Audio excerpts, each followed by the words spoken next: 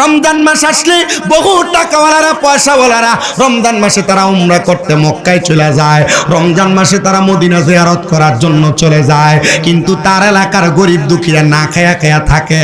আপনারা বলেন এমন অবস্থা বাংলাদেশে আছে না নাই? এ বাবা শুনো, রমজান মাসে এলাকার গরিব দুঃখীর দিকে নজর না দিয়া তুমি মক্কা মদিনা যায় হজ করবা, খোদার কসম তোমার এলাকার মানুষ যদি না খায়া থাকে তাহলে তোমার মক্কা মদিনা যায় হজ করার কোনো দাম হবে না। ওরে হজ করিতে মক্কায় যায়া খরচ করলি যেই টাকা, ওই টাকা গরিবকে দিলে গরিবই থাকি তো কেডা। হজ করিতে মক্কায় যায়া খরচ করলি যেই টাকা, ওই টাকা গরিবকে দিলে গরিবই থাকি তো কেডা। কেউ যায় টাকার গুমানে, কেউ যায় দেশে ভ্রমণে, কেউ যায় টাকার গরমে, কেউ যায় দেশে ভ্রমণে। হাইরে ধনীরা যায় ধনের টানে আনিতে সোনা দানা, শুধু খাইলে নামাজ হবে না ও মন জানো না, গোশ খাইলে নামাজ হবে না। জোরে কোন ঠিক কিনা? সুদের টাকা ঘুষের টাকা খায় মক্কা মদিনা যায় হজ করবে, আবার মক্কা মদিনা টাকা পয়সার মালিক হয়ে যায় হজ করবে। এলাকার গরিব দুঃখীরা না খায়া খায়া মরবে। খোদা কি কসম করে বলি রে বাবা, এদের মক্কা মদিনা যায় হজ করা আর বাড়ির কাছে টাকা পয়সাগুলা পুকুরে ঢাইলে দেওয়া একই রকম কথা কন্যা ঠিক কিনা? এ বাবা শুনো, ইমাম খামিনি রহমতুল্লাহ আলাইহি উনি ছোট্ট একটা ঘটনা উল্লেখ করেছে। ইমাম খামিনি বলে, আমার একটা ছাত্র ছিল যার নাম খুজায়মা। ওই খুজায়মা রহমতুল্লাহ আলাইহি উনি মক্কায় যাবে হজ করার জন্য, কিন্তু খুজায়মা যে স্ত্রীটাকে বিবাহ করেছে ওই স্ত্রী ছিল ইরানের পূর্ব অঞ্চলের সবচাইতে সুন্দরী মহিলা। খুজায়মা ডাক দিয়া কয়, জগতের মানুষ, আমার সুন্দরী স্ত্রীটারে আমি কার কাছে রাইখা যাব হজ করার জন্য? আমি এলাকার সব মানুষকে বললাম, ও এলাকার মানুষ, তোমরা কেউ কি পারবা আমার স্ত্রীটারে আমানত হিসেবে রাখার জন্য? এলাকার কেউ রাজি হয় না, কিন্তু খুজায়মার একজন সাথী ভাই ছিল, সে ডাক দিয়া কয়, খুজায়মা তুমি যদি চাও তাহলে তোমার স্ত্রীটারে আমার বাড়িতে রাইখা যাইতে পারো। খুজায়মা কয়, আল্লাহ ও আল্লাহ, আমি আমার স্ত্রীকে রাইখা যাওয়ার মতো একটা মানুষ পাইলাম। ওনার কাছে ওনার স্ত্রীটা রাইখা খুজায়মা চলে গেলেন হজ করার জন্য। হজ করে 6 মাস পরে খুজায়মা তার বাড়িতে ফিরে আসছে। বাড়িতে আইসা ওনার দোস্তের বাড়িতে যে ডাক দিয়া কয়, এ দোস্তর পরিবার তোমরা কই? আমার সুন্দরী রূপবতী স্ত্রীকে আমাকে ফেরত দাও। বাড়ির 4-5 জন মহিলা এসে ডাক দিয়া কয়, ও খুজায়মা, তোমার স্ত্রীকে তো আমরা অনুমতি ছাড়া দিতে পারবো না। বলে, আমার স্ত্রী আমি নিয়ে যাব। কার অনুমতি লাগবে? বলে, তোমার দোস্ত যিনি বাড়ির মালিক তার অনুমতি লাগবে। বলে, আমার দোস্ত কোথায়? বলে, তোমার দোস্ত তো এখান থেকে চলে গেছেন সামদেশে। বলে, আমি সামদেশে রওনা করলাম। খুজায়মা বলে, সামদেশে যাইয়া আমার দোস্তের কাছ থেকে লিখিত একটা অনুমতি নিয়া আমি বাড়ির মহিলাদের কাছে প্রদান করলাম। এ মহিলারা নাও নাও নাও, খুঁজায় আমার দোস্ত একটা চিঠি দিয়া দিছে, এই চিঠিটা দেখা তুমি আমার স্ত্রীকে আমাকে দিয়া দাও। এবার দোস্তর কাছ থেকে স্ত্রীটা যখন নিয়ে আসলেন, ডাক দিয়া কয়, আমার দোস্ত 6 মাসের জন্য কোথায় গেল? আমি এনে গেলাম হজ করার জন্য। দোস্ত ডাক দিয়া কয়, বন্ধুরে, আমি অন্য কোনো কোথাও যাই নাই। আমি তোমার স্ত্রীকে যখন আমার ঘরে প্রবেশ করাইছি, তখন আমি আমার ঘরের মধ্যে প্রবেশ করা আমার জন্য হারাম হয়ে গেছে। কারণ তোমার স্ত্রী দুনিয়ার সবচাইতে সুন্দর। ওই স্ত্রী যদি আমার ঘরের মধ্যে থাকে আর আমার ঘরের মহিলারা যদি ঘুমায় যায়, আমার মনে যদি শয়তান কুমন্ত্রণা দেয় এই সুন্দরী মহিলাটার সঙ্গে মেলামেশা করার জন্য, এজন্য আমি আমার ঘরটা ছাইরা 6 মাসের জন্য চইলা গেছি। নাও তোমার স্ত্রী, তোমার আমানত তোমারে বুঝাইয়া দিলাম। আমার ঘরের মহিলারা তোমার স্ত্রীকে সুন্দর করে আদর যত্ন করেছে। ও বন্ধু, তুমি তোমার স্ত্রীকে বুঝা পাইছো? বলে, হ্যাঁ পাইছি। এবারে ডাক দিয়া কয়, এ দুনিয়ার মানুষ, আমি আমার দুনিয়ার টাকা পয়সা ধন সম্পদ বাড়ি গাড়ি সব রাইখা গেলাম। আমার বাড়ি গাড়িগুলা দুনিয়ার মানুষ আত্মসাৎ করার চেষ্টা করেছে, কিন্তু আমার স্ত্রীকে যে বন্ধুর কাছে রেখে গেলাম, আমার বন্ধু আমার স্ত্রীকে আত্মসাৎ করবে দূরের কথা, তার চেহারার দিকেও ফিরে তাকায় নাই। আমি বললাম, এ দোস্ত গো, আমার স্ত্রীকে আমাকে ফেরত দেওয়ার কারণে আমি আমার পুরা রাজপ্রাসাদ সম্পদ আমি তোমারে দিয়া দিলাম। বলে, কেন কেন? তো সম্পদ আমার আমার দিলা? বলে একমাত্র আমার স্ত্রীকে 6 মাস তুমি হেফাজতে রাখার কারণে। দোস্ত ডাক দিয়ে কয়, এ খুজাইমা, আমি এত সম্পদ নিতে পারবো না। বলে কেন রে, কেন নিতে পারবা না? বলে আমার যত সম্পদ হবে এই সম্পদের হিসাব তো আমি খোদার কাছে দেওয়া লাগবো। আপনারা কোন খোসবাসের বাবারা, খোসবাস দরগার বাবারা, আপনারা বলেন দুনিয়াতে 2 তলা 3 তলা 4 তলা 5 তলা বিল্ডিং এর মালিক, 1 কানি 2 কানি 3 কানি সম্পদের মালিক, আর অল্প একটু সম্পদের মালিক।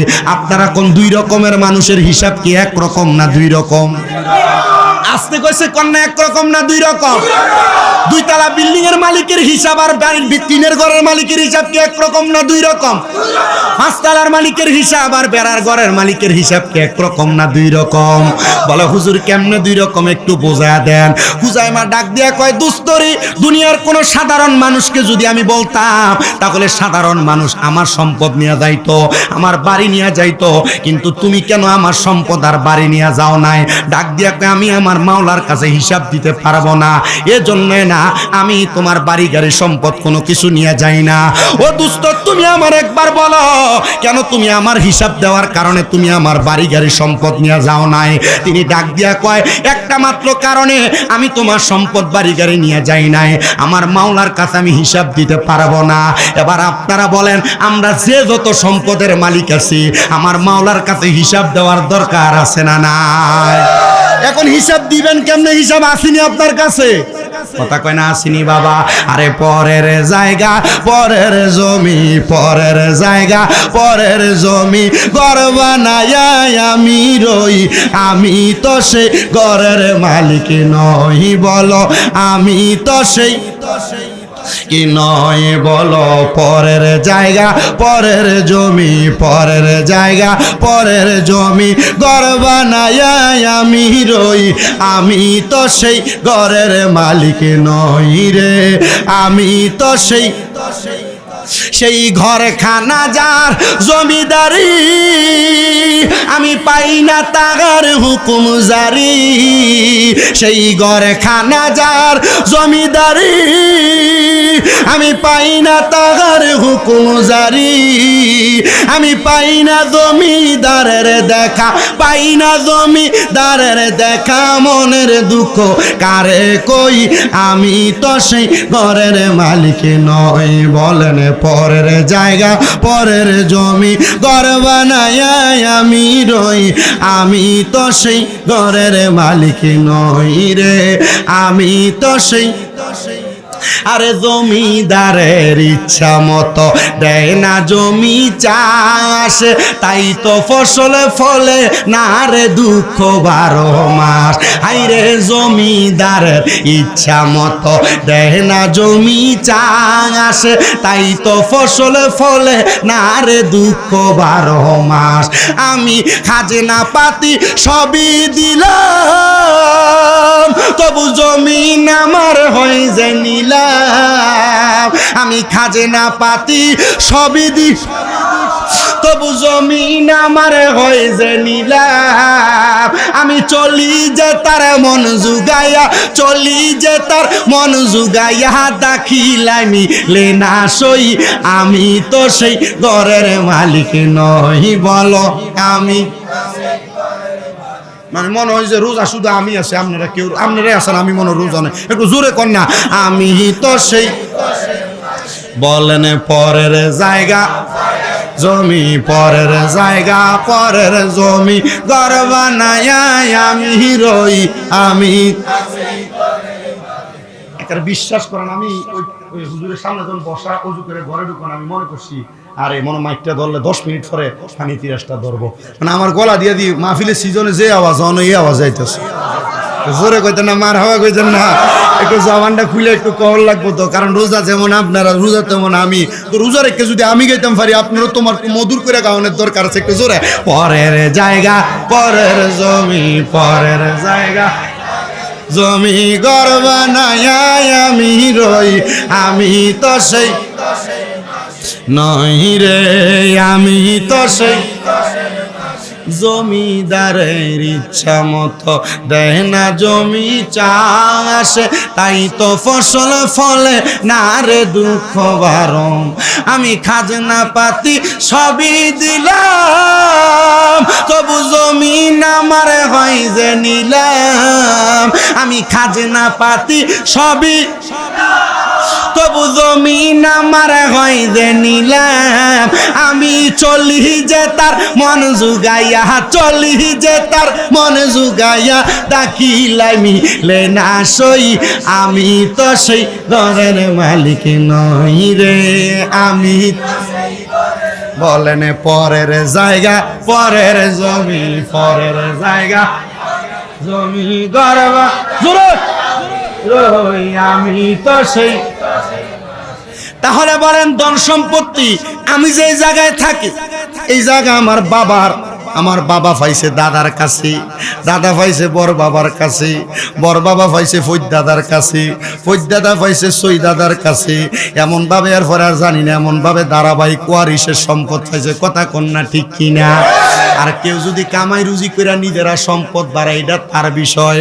খুজাইমা ডাক দিয়া কয়, বন্ধু আমার বাড়িটা যদি দুনিয়ার কোনো পাবলিকরে দিতাম, পাবলিক আমার জমি দখল করে নিয়ে যাইতো, তোমারে আমার বাসায় দিতে চাইলাম, তুমি তো আমার বাসায় নেও না, কেন নেও না?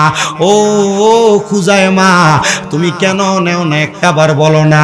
উনি ডাক দিয়া কয়, তোমার সব বক্তরারে ডাক দাও। সব বক্তরারে ডাক দিছে, বক্তরা একসাথে হইছে। ডাক দিয়া কয়, বক্তরা এবার তোমরা আমার সামনে দাঁড়ায়া আমারে বলো, তোমরা কি আমার কথাগুলো শুনবা? বলে হ্যাঁ শুনবো। ডাক দিয়া কয়, এ আমার দোস্ত, তোমার সব চাইতে কাছের একজন মানুষে ডাক দাও। ডাক দিছে কাছের মানুষে, ডাক দিয়া কয়, নেও তোমার আমি 5। ও কি দাও থাক, এডি ফোলাইন মানুষ, এরে দুষ্টামি করিস না। তোরা তো রোজা নাই, অন বেটা রোজা অবস্থা একটা শটকানা মেরে দিবি, কিতা করবি? হাতিস না। রোজা বড় কঠিন জিনিস, রোজা বড়, সাহারি তারাবিদ কঠিন, রোজা আরো বড় কঠিন জিনিস। ইফতার দেয়ার চাইতে বড় কঠিন, ইফতারের চাইতে বড়। আমার লগের এক হুজুর এক ইফতারের ঘটনা কইছে, আমার তো নিজের হইন না। আমি কাহারে দুনিয়ার মানুষ যে এত রকমের রং ধরতে পারে, আমি শুনে বড় অবাক হইছি। আমি কইলাম, ভাই ঘটনাটা কি? আমারে কয়, আমি আসরের নামাজ পড়া এক ইফতার মাহফিলে যাইতেছি, যাইতে দেখি একবারে দাড়ি ফাইকে গেছে গা, একটা মুরব্বী মানুষ সাদা পাঞ্জাবি পরা, মাথা টুপিও, এবার ক্ষেতের ঠিক দুইটা ক্ষেত পারিয়া লাইলদার মাঝখানে দাঁড়ায় দাঁড়ায় বিড়িটার এমনি মুখ করে দইরা টাইনা টাইনা খাইতেছে। দাড়ি কি আছে না নাই? এমন বহুত মুরব্বী দেখবেন রমজান মাসে একবারে দাড়ি ফাইকে গেছে, এটা রোজা রাখে না, কারণ রোজার মাসাইলে এর গ্যাস্ট্রিক বেড়ে জায়গা। কথা কয় না তো ঠিক কিনা? রোজার মাসাইলে ডায়াবেটিস বেড়ে জিজ্ঞা। আরে জিঙ্গেলে কাকা আপনি রোজা রাখেন না? কিলে আমার ডায়াবেটিস রে, গ্যাস্ট্রিক গ্যাস্ট্রিক আলসার। কথা কয় না, কথা কয় না? আছে না নাই? আছে না নাই? হুজুরে আমার কয় যে বেটা দেখলাম বেটা এই বিড়ি খাইতে খাইতে খাইয়া বেটা আস্তে করে আবার আমি ইফতার মাহফিলে গেলাম। এখন ইফতার মাহফিলে যে ঢুইকা আমি বইয়া দেখি একবার সামনে, আমার সামনাটা দিয়ে বেড়াটাই বইয়া দিচ্ছি। আমি এবার ইফতার করার পরে যখন আমু এবার লাগে দাঁড়াই রয়েছি, এবার আমি হাতে করে লইয়া লইয়া যখন নিরালা এসে আমি জি গেলাম, কাকা বয়সটা তো মাশাআল্লাহ কম হইছে না, দাড়িও ফাইকে গেছে গা, সাদা সুন্দর পাঞ্জাবি টুপি লাগাইছেন, এ রোজাটা তো রাখছেন না, কিন্তু ইফতারও তো সামনে এসেছেন, এটা কি ঠিক হইলো? হুজুর এটা কিতা কইলেন আপনি? ইয়া আল্লাহ যদি আমার জিগায় যে রোজাটা না রাখতে পারছস না, ইফতারটা করতে পারছস না, দূরে লাগে আগে সামনের কাতারে গেছি ইফতারটা করবার লাগিয়া। আমি কইছি আরে এমন জাতের কত দুষ্ট বেড়াইত সমাজে আছে, বয়স বহুত একবার হয়ে গেছে গা, এটা রমজান মাস আইছে, আগে ডাইনে চা বামে চা সাইয়া আগে দেখিয়া পদ্মাটা এমনি তোলা দিয়ে দোয়ানটার ভিতর ঢুকে রাখোস বাস বাজারে। কথা কয় না? আসিনি এমন বহুত বেড়াইতেছে বাড়ি ঘরে। আমার মা বোনদের কাছে এখন যদি আমি খোঁজবাসের প্রত্যেকটা ঘরে ঘরে বিড়িদের কাছে যাই, বিড়িতে কবে হুজুর বিশ্বাস করেন এবার এমনি দেখতে দেওয়া যায় ভালো মানুষ, এবার আমি এবার লেগে দুপুরবেলা লেগে ভাত না রানলে হ্যাঁ আমার মা বাপ তুলে গালি দেয়। রমজান মাসও চায় না, বউদের গালাগালি করে ভাত খাওয়ানোর লেগে। এমন বেড়াই তার বেড়িয়ে তো সমাজে আসেনি। সি কোন সি একটু শরম নাই, লজ্জা নাই? কেমন রমজান মাসে বউডার কাছে তোরা বাপ খুঁজস? আরে বেটা কুত্তো তো প্রস্রাব করার সময় দেখবেন একটা বালা ওয়াল টু হয়, বালা একটা গাছ টু হয়, বালা একটা দেয়াল টু হয়, দেখবেন আলগি দিয়ে এই জায়গার ভিতরে প্রস্রাব করে। আর এই বেড়াই দিদি এটি রোজা রাখে না, এটি আগে ডাইনে চায় বামে চা, হোটেলে এটা যার হোক। কথা কয় না? আছে না নাই? আল্লাহ এমন নালতের জীবন থেকে আমাদেরকে আপনি হেফাজত করেন, কোন আমিন। বাদশাহ হযরতে খুজাইমা বলেন, মনে আসেনি ওয়াজ দেখেন আব্বাজি, আমি ওয়াজ যদি গোলাইলাম আমার নিজের কষ্ট হইব, ওয়াজটা একটু মনোযোগ দিয়ে শুনলেন। বাদশাহ খুজাইমা বলেন, তুমি তোমার একজন কাছের বন্ধুকে ডাক দাও। ডাক দিছেন কাছের বন্ধুকে, বলে তুমি আবার তোমার একজন সেনাপতিরে ডাক দাও। ডাক দিছেন সেনাপতিরে, সেনাপতি এবং কাছের বন্ধুরে ডাক দিয়া ওই দোস্তটা হাতের মধ্যে একটা 500 দিরহামের নোট নিলেন, আর হাতের মধ্যে একটা 5 দিরহামের আদলি নিলেন। নিয়ে সেনাপতিরে ডাক দিয়া কয়, সেনাপতি এই নো তোমার আমি 500 দিরহাম দিলাম। আর দোস্তরে ডাক দিয়া কয়, দোস্ত নাও তোমারে 5 দিরহাম দিলাম। একজনরে দিছে কত? জোরে কয় না। একজনরে দিছে কত? আর একজনরে দিছে কত? একজনরে 5 দিরহাম, আরেকজনরে 500 দিরহাম। ডাক দিয়ে কই, যাও তোমরা আগামীকালকে আসরের নামাজের পরে তোমরা তোমাদের 5 দিরহাম আর 500 দিরহামের হিসাব আমার কাছে দিবা। এবার তারা যখন চলে যায়, যখন চলে গেলেন, একজন যখন আগমন করলেন, আগমন করার সাথে সাথে পরের দিন আসরের সময় পুরা ইরানের পূর্বাঞ্চলের মানুষ হযরতে বাদশাহ খুজাইমার বাড়ির সামনে দাঁড়ায় গেছে। বাদশাহ খুজাইমার বাড়ির সামনে দাঁড়ানোর সাথে সাথে মানুষ জিজ্ঞাসা করে, ও বাদশাহ আমাদেরকে কি দেখানোর জন্য তুমি এখানে হাজির করলা? বলে, গতকালকে যার কাছে 500 দিরহাম আর 5 দিরহাম দিলাম তোমরা সামনে, এটা আমার কাছে রাখিনি। আমি যাওয়ার পথে একটা ফকির দেখে ফকিরের কাছে 5 দিরহাম দিয়ে দিছি। এটা বলে লাভ দিয়া নামছে। 5 দিরহামের হিসাব দিতে সময় কি কম লাগছে না বেশি? এবার ডাক দিয়ে কই, ও সেনাপতি তুমি তোমার 500 দিরহামের হিসাব এ তাওয়ার উপরে দাঁড়ায়া দাও। সেনাপতি ওই তাওয়ার উপরে দাঁড়ায়া হিসাব দিবে দূরের কথা, হিসাব দেওয়ার আগে কান্না শুরু করে দিছে। ডাক দিয়ে কয়, বাদশাহ খুজাইমা আমি কেমনে 500 দিরহামের হিসাব দিব? আমি আমার 500 দিরহাম দিয়া দামি গোশত কিনা খাইছি, পোলাও বানায়া খাইছি, দামি জামা কাপড় লাগাইছি। এই হিসাব যদি আমি গরম তাওয়ার উপরে দাঁড়ায়া দেই, আমার পায়ের তলা জ্বলে যাবে, আমার পায়ের তলাতে গোশত থাকবে না। আমি এটার উপরে দাঁড়ায়া দাঁড়ায় হিসাব দিতে পারবো না। বাদশাহ খুজাইমা ডাক দিয়ে কয়, এ দুনিয়ার মানুষ, আমি এই জন্য আমার দোস্তের সম্পদগুলা নেই নাই। যদি এত সম্পদ নিতাম, আমি আমার সম্পদগুলা ওই তামার মতো উত্তপ্ত গরম হাসরের ময়দানে দাঁড়ায় দাঁড়ায় আমার আল্লাহরে দেওয়া লাগতো।